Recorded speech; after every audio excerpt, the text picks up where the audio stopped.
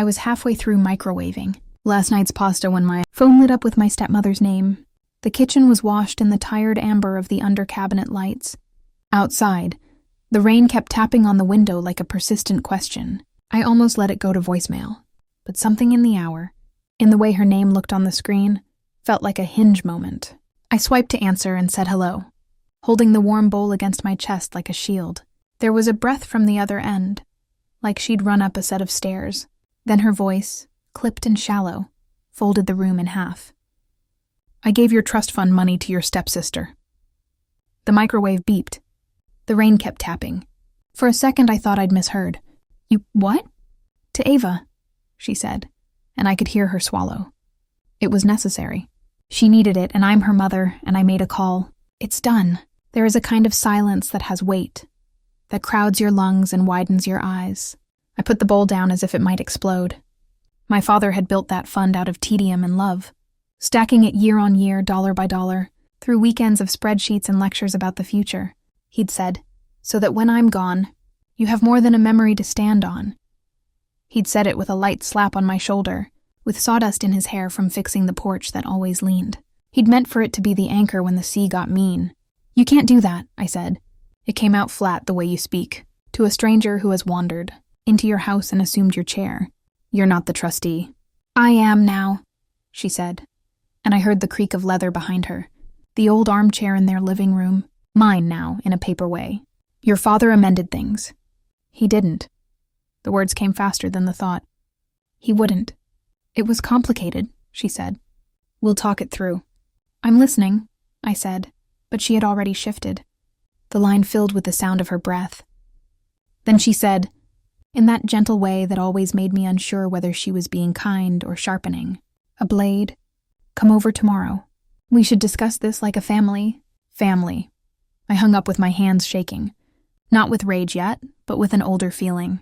I hadn't allowed myself since the funeral. The knotted, childish fear that the ground under me was a trick floor, and if I put my weight down wrong, I'd fall into a place with no windows. I stood in the orange kitchen light and thought of my father's ledger notebooks, of the brass key he used to keep on his dresser, a key to something he said wasn't anything important, which meant it was everything. I didn't sleep. I lay there in the hush of 2 a.m., and 3 and 4, replaying the last real conversation I'd had with my father in the hospital. He'd been thin and clear-eyed, and he'd said, if you ever feel unsteady, go to the piano, the old one. You know the place. I'd laughed then, because the old upright had been his pride, and my torment, the way he'd insisted I learn scales. I heard again the nurse's soft shoes, the tiny hiss of the oxygen machine, the way he'd squeezed my fingers once, hard. You're steadier than you think, he'd whispered. But I left you steadier still. It had felt like a blessing and a puzzle. At 9 the next morning I was at the house that used to be ours. The porch still leaned. Rain had rinsed the world into a clean gray.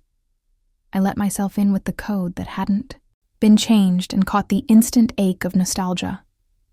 Coffee in the air, the faint lemon of the floor cleaner she loved, the tick of the kitchen clock. My stepmother Linda stood behind the island with a glass of green juice and the kind of smile that says everything except, welcome. You look tired, she said. I didn't sleep. Well, that's dramatic, she said lightly, and turned to pour a second glass. You should try this. I've been putting spirulina in. I'd like to see the trust documents, I said. They're with Mr. Keating, she said, sliding the glass toward me as if this were just a conversation about paint colors. He oversaw the change. Dad's attorney? My voice rose, and she flicked a glance toward the hallway as if disapproval might wake the house. Keating wouldn't... People surprise you. She sipped. Ava needed help. College is expensive, and then there were... other things. She let the words trail off like a faint perfume. It was the oldest trick. Produce a mist of crisis.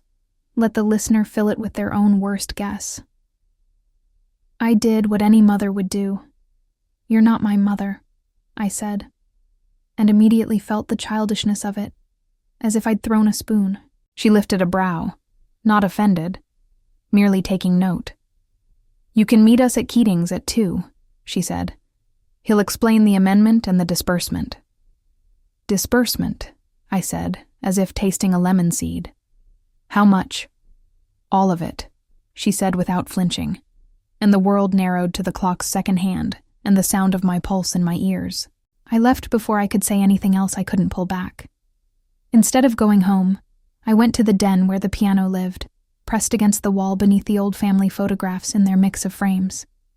The piano was the exact color of memory, a warm, blunt brown with a stubborn gleam. My father had once hidden birthday presents inside the bench, then later bills, then sheet music covered in pencil notes. "The place," he'd said. I lifted the bench lid. Old scores, tape, a metronome, its brass pendulum unmoved, nothing else. I ran my fingers along the underside of the keyboard lid and felt a burr where the wood joined.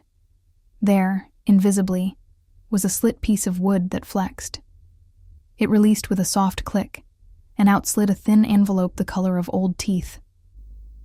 My name on it, in his blocky, all-caps handwriting. I sat down on the bench hard enough to make a chord sigh out of the piano. Inside the envelope was a letter and a key. Brass, tiny, with a stamped number. The key tugged at a memory of bank floors and polished stone and men in ties. The letter was 2 pages, written in a careful, slanted hand that wasn't quite his, because he'd asked someone else to write it. Across the top, "If you're reading this, it means I've joined the great jazz band in the sky." He thought he was funny even when he wasn't. The letter was not a cinematic confession, but it was better.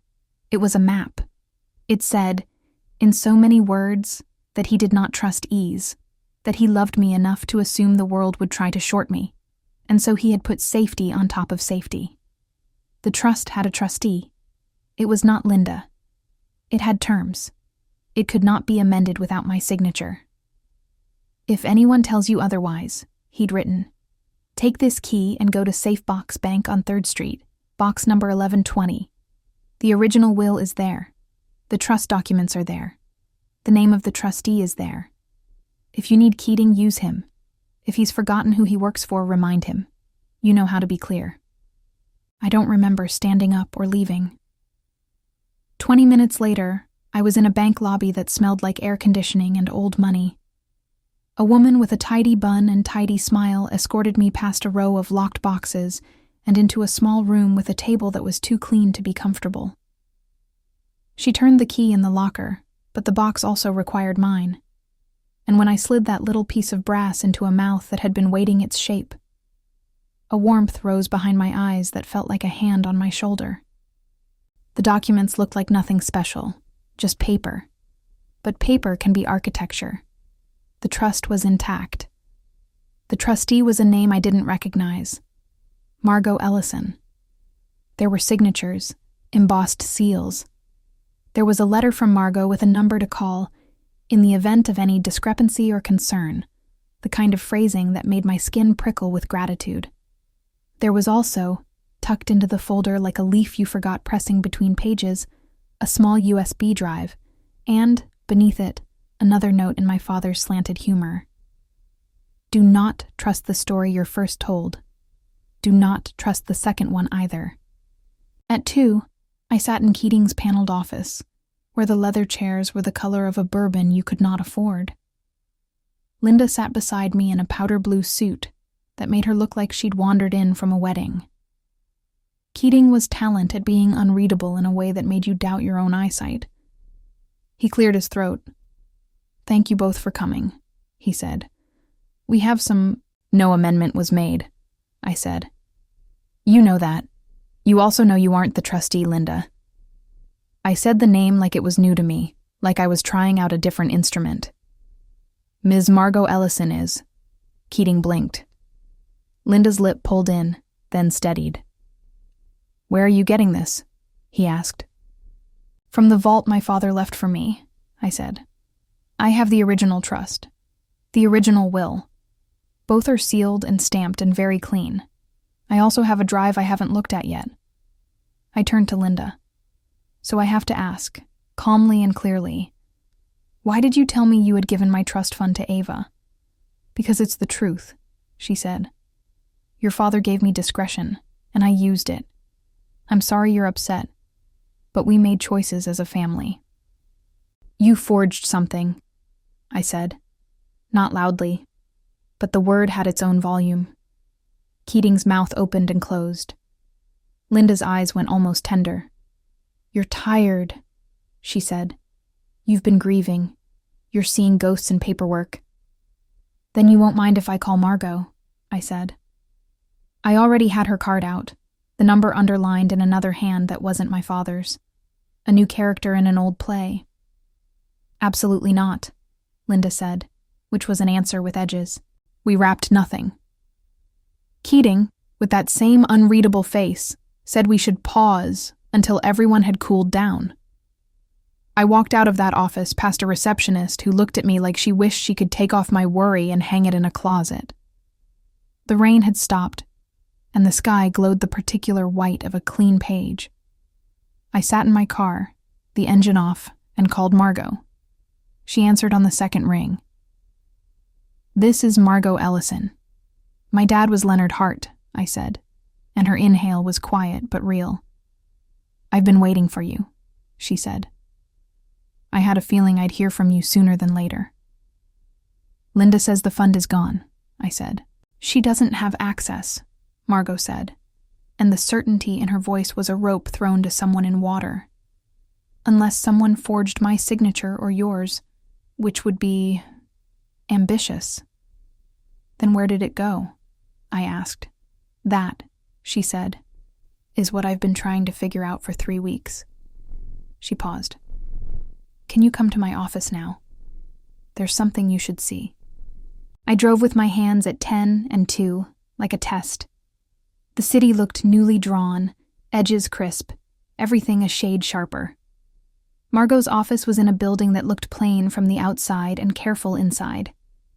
She was the kind of person who makes you aware of your own posture. She laid out copies of statements I hadn't seen before. A wire request, a notary seal I didn't recognize, a signature that was almost my name but not quite, like someone had written it with their non-dominant hand. Someone tried to move the funds 10 days after the funeral, she said. They failed. The bank flagged it and called me because the signature didn't match my records. She looked up. They didn't call you because you weren't listed to be called until your birthday. That's 3 weeks from now, I said. She nodded. Which is why I've been preparing to meet you with all of this. Another file. I've also been followed to my car twice, which is not a thing that happens to me in this line of work. I'm not prone to melodrama, but I also respect patterns. Something inside me moved from fear to a colder thing. By who? By a man in a navy cap, she said. And yesterday by a woman who looked exactly like she was trying not to look like she was following me. I sat back. What's on the drive? I asked, thinking of the USB in the vault folder like a tiny live animal. She leaned toward me. Let's find out. We put the drive into her laptop and clicked open the only file, labeled with my father's outlandish sense of humor. Do not panic.mp4. I braced for his face, for the tremor in his voice that would undo me. The screen went black, then a faint image resolved. A desk, a lamplight, the sound of him clearing his throat off camera. Then a voice that wasn't his filled the speakers. Leonard wanted me to record this, a man said, low and smooth, in case my other insurance failed. The camera shifted, and I saw Mr. Keating sit down in a pool of lamplight, not looking at the lens, as if forgetting he was being filmed. And then he said very clearly, Linda, I cannot falsify your signature or your stepchild's without committing a felony, and I won't risk my license. If you proceed with the other plan, you do so without me. From the hallway outside Margot's office, there came the softest click, the sound of a handle turning as if a polite hand didn't want to be heard. Margot and I looked at each other. The door began to open. The door opened no wider than a palm, The sliver of a face appeared, a single eye, above a mask of composure. A woman dressed in a sensible cardigan, and a smile that could be folded into any office in the city. Margot stood, not quickly, but with the weight of someone used to creating boundaries with her body alone. "We're in a meeting," she said. "I'm sorry," the woman said, that smile fixed. "I needed to drop these off." She held up a manila envelope like a white flag, but she stayed in the doorway. "Leave them with reception," Margot said. "Oh," the woman said lightly, "but I'm already here." It is a rare thing to watch courage assemble inside yourself like scaffolding. You can feel it, the quiet straightening, the way your breath lengthens, the way your eyes find handles on everything so you can move if you must. I reached over and pulled the laptop lid down a fraction, enough that the image of Keating froze to a sliver. "We're fine," I said. "Thank you." The woman considered us for one bright, too long heartbeat, then stepped back and let the door shut with a soft click. The silence that followed had a tail on it, like smoke. Margot sat again and blew out a breath. "I'm going to assume we weren't just delivered cookies." We reopened the video. Keating sat forward, hands steepled. He looked tired in that specific way that doesn't come from not sleeping, but from wrestling with the version of himself he prefers to be. "I'll hold the documents," he said to someone off camera. "But I won't lie for you. If you come back with anything to sign, I'll have to..." He paused. "I'll have to tell them." My father's voice appeared then, warm and gravelly. "That's fine, Jack. That's exactly why I asked you to record this." It was as if the room gained a second roof. I grabbed the edge of the desk. Margot's eyes softened, the professional slipcover sliding a little. He continued. "For the record, if anyone tries to move funds from my child's trust, without Margot's sign-off and my child's signature, they are acting fraudulently. If this video is playing, it means something has already gone wrong. In which case, child, trust your feet. You know where to put them." I could hear him smile. "Start with the law." "Pause," Margot said, and I pressed the spacebar. "We have options. The fastest is an injunction to freeze any attempted movement of funds, but since nothing moved successfully, it's more about formalizing the status quo. Then we file a petition to remove counsel if he's compromised and notify the court." "He did the right thing, in the end," I said, nodding toward Keating frozen on screen. "Perhaps," Margot said, "or perhaps only when the recorder was on. We'll treat him like a variable." I wanted to call Linda. I wanted to perform the complicated dance of fury that's half logic, half spiral. Instead, I asked Margot for a pen. I wrote the words, injunction, petition, temporary restraining order. I wrote Keating, deposition. I wrote Ava. Then I stared at her name until my chest tightened. "I don't want to crush her if she's been used," I said. "You won't," Margot said. "We'll aim our work where it belongs." We spent the next hour pinning the future to the table with paper. Margot typed, fingers precise. The kind of person who does not waste a keystroke. Emails to a judge's clerk requesting an emergency hearing. A call to the bank's fraud department. An icy, exquisitely polite message to Keating requesting his presence and his original copies of all documents. I sent a text to Linda, 5 words. "We need to speak, now." She responded immediately. "Come home." It sounded like a line from a movie where the house was the danger. I drove over anyway, because sometimes the only way out is through the door that scares you. The sky had rinsed itself blue. Birds were loud in a way that felt like a dare.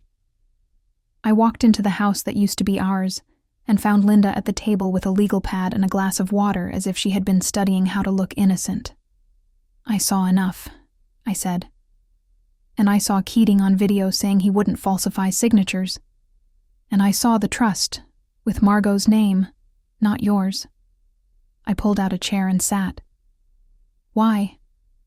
My mind flashed back, not to any ledger, but to the year Ava arrived in their house. She was small and bristling, 9 years old, hair in a blunt ponytail like a challenge flag. She'd followed me from room to room for a week as if I were a dog she was considering rescuing, and then she stopped. And then the long middle of adolescence swallowed her and spit out a quiet, diligent person who left early and came home late and kept her grief folded under her tongue like a dry wafer. She'd been easy to love from a distance, which is not the same as loving. "Where is she?" I asked, and the question surprised me with how my voice warmed around it. "Class," Linda said, "and a shift at the cafe after. She doesn't know what I tried to do." The calm in her voice was a thin surface over a deep river. "And she didn't ask for it." "So you lied," I said. "Not to save her. To save the version of yourself who saves her." She laughed softly, a small bell of sound. "Your father adored you," she said. "He built altars to your future out of compound interest. He carved your name into the door and hung a wreath and put a motion sensor so the lights would always come on for you. And my child, mine, got a calendar, a pat on the head, and a lecture about how fairness isn't equality. Forgive me for trying to write her a brighter paragraph. My father left funds for her too," I said. "Not as much, but not nothing. And he left me the person he believed I was, the one who would help. You could have bet on me instead of betting against me." She looked at me, and for a second, I saw through her into the creature beneath, the one who had been young and poor and brilliant and scared, who had learned to bend rules because rules bent her first. Then her shoulders squared. "We're here now," she said. "So what do you want?" The scripted answer was jail. The fast answer was payback.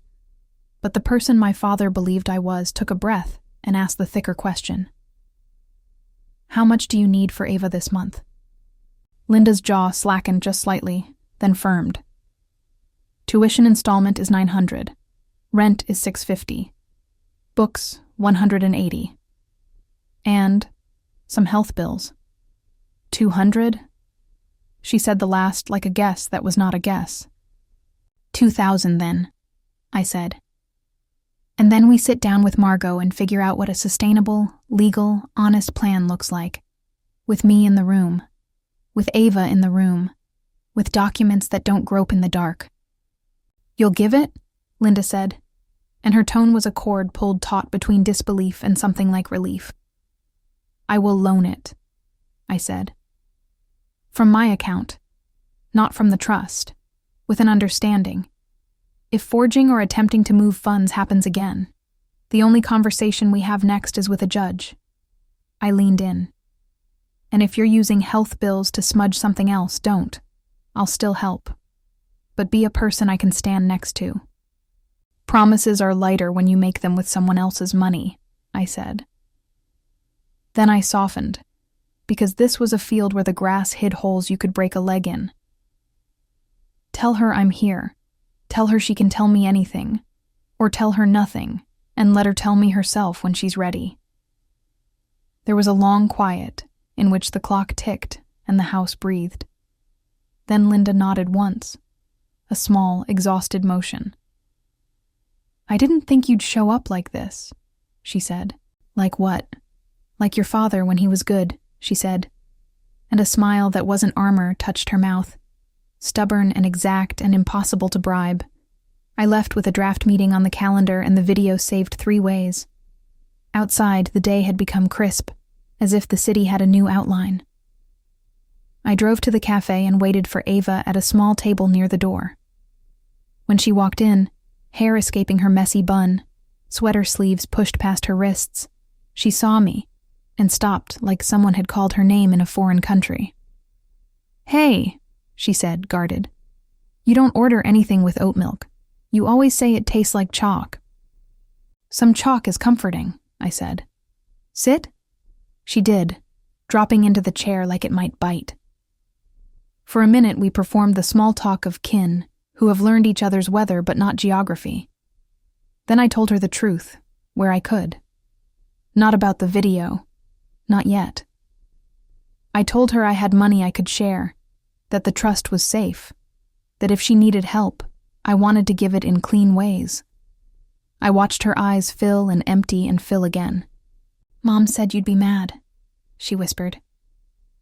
"I was," I said. "I am, but not at you." She exhaled, and the exhale sounded like 2 years of sleeping shallow. "I didn't want the money," she said. "I wanted the problem to go away." "What problem?" I asked, and she folded her hands into her sleeves. "I got sick," she said. "And I pretended it wasn't real because pretending is cheaper. Then it got realer. And I didn't want to tell you because you already looked like you were carrying every heavy thing in the world." "Then share the weight," I said. "It divides. It always divides." We made a plan on a napkin that would embarrass a real accountant, but it gave us a rope to hold. Then I walked her to the back, where she tied on an apron and turned the smile she keeps for customers on like a light you have to smack to get right. I left feeling tender and electrically alive. The next weeks were slow fireworks. Margot filed everything. The court granted the injunction we technically didn't need. Keating came clean, fully, in a meeting that felt like 3 people performing surgery without removing their suits. He said Linda had pushed him, that he'd recorded the refusal, because he knew how wind can change direction in a storm. He cried once, a single stark tear that made me stop hating him and start placing him correctly in the map of people who make panicked mistakes and then do not repeat them. Linda signed things. She did not apologize in any way that uses the word sorry. She apologized with action, by showing up to meetings and not shifting the conversation when it got hot, by looking me in the eye and telling me when she was about to lie and then not lying. I lent the money. Ava repaid some when she could, slipped 20s into my jacket like a prank. We began the slower work of building a table and learning to eat at it together without counting who brought what. When my birthday came, Margot sent a bouquet of tulips and a single line. "You are steadier than you think." I sat on the porch that still leaned and watched the street do its small theater and realized my father's voice had moved into the world, not as a haunting, but as an instrument I could play when my hands were sure. I went inside and opened the piano. The metronome gleamed. I set it swinging and played the scales he'd made me play until they stopped being drills and started being prayer. Months later, I took a portion of the trust and made something out of it that felt like a right echo, a scholarship in his name for students who had been left in the margins of somebody else's story. We made the application a letter. We asked for their hardest problem. We asked them to tell us where they wanted to go and how they'd know they'd gotten there. Ava helped read the letters. Linda stuffed envelopes and said nothing as her eyes went bright and brimming again and again. Before the first awards ceremony, I watched Linda slip a small check into the envelope with the girl who reminded her of herself. "Don't," I said, half warning. "It's from me," she said. "Not the trust. A balancing, not a theft." I nodded. "Good," I said, and it was. Sometimes I still want to punish her in a way that makes the past shut up. But mostly I am busy performing the arithmetic my father taught me. That money can be a story of fear, or it can be a story of care, and it becomes the story you tell with it. In the end, the trust made me solvent. The fight made me sober. The people made me brave. And on certain mornings, when the porch leans and the birds dare me again, I call Ava and say, "You happy?" And she says, "For now." And that small, ordinary answer is the sound of a life not being stolen, but lived.